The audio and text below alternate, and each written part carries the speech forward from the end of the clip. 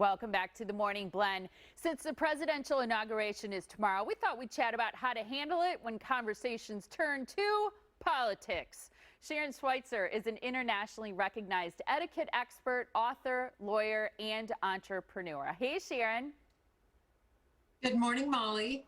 Wonderful to see you. And I think this is such a timely topic. I feel like we maybe should have been doing this once a week for the last couple of years. But you know, it's interesting to me how often the conversation turns to politics, whether it's with family, friends, coworkers. It's a little shocking. It is. It seems to be very popular right now, and the most important thing we can all do is attempt to engage in those conversations with respect. So it can be taboo in the workplace, but politics can be a conversation starter in our social circle. So we never know where it's going to pop up. It can be on a virtual platform. It can be in a physical office. And we all want to have more of an intellectual conversation and not a political brawl. So what we want to do is try to cite research and back up our opinions with some sort of well-founded information. Such a great point, Sharon. And you also say it's okay to exercise your right for silence, which I want to get to. But let's go some of your great points here on how to handle it. Because if it does pop up, I think knowing what to do is going to help so much. So the first thing you recommend is engage in respectful conversation. Yes.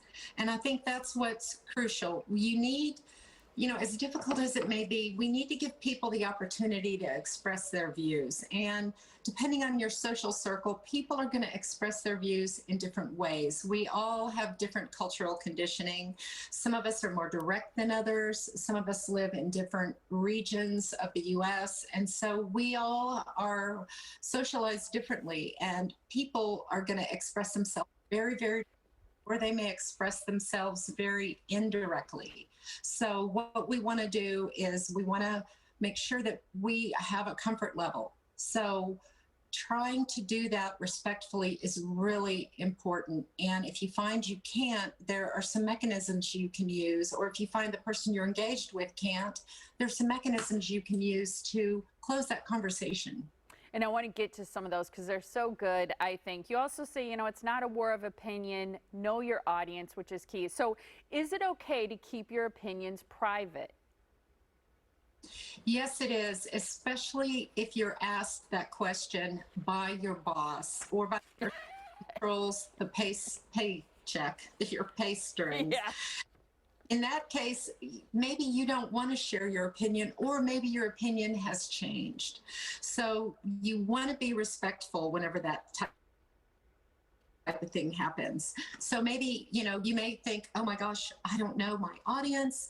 I don't know what my boss thinks. So one of the things you can do is say, I really appreciate you asking me my opinion. And right now I'm really observing what's happening nationwide, and everything changes from day to day. So I appreciate your interest. Tell me, what are your thoughts? And kind of put the ball back in their court. I love that.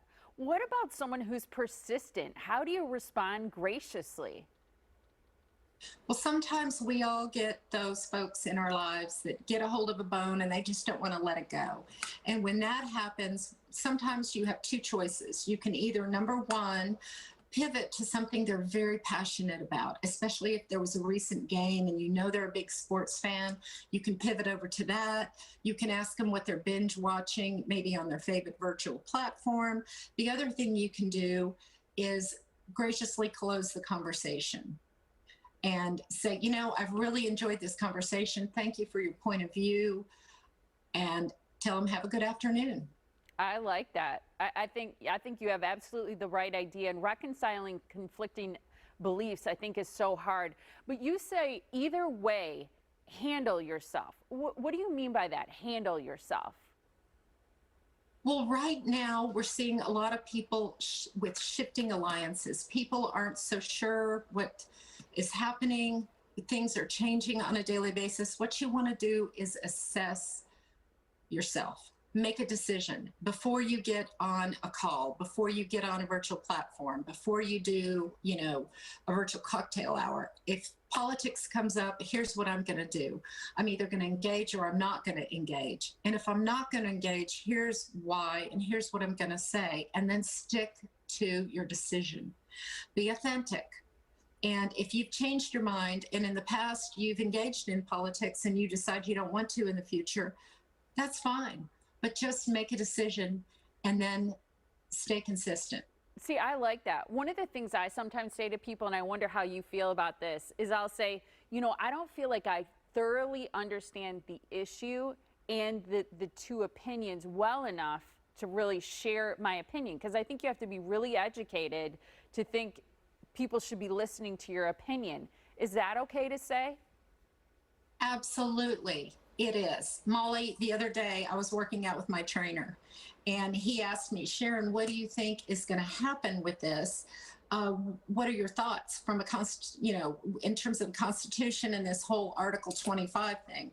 And I said, oh my gosh, Andy, I am a lawyer and I practice law, but I have no idea. That's for the constitutional law experts. I took 2 constitutional law classes in law school years ago, but I have no idea. I'm not an expert in that area, and any opinion I give you is going to be worthless because I don't know.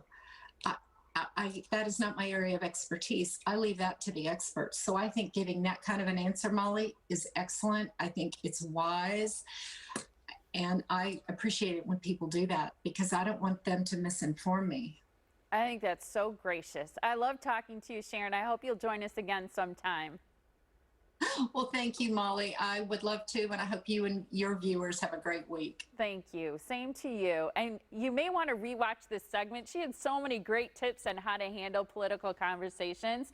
You can also send it to one of your friends who maybe could use a little more schooling on social graces. Go to our website. It's themorningblend.com. All right, still ahead.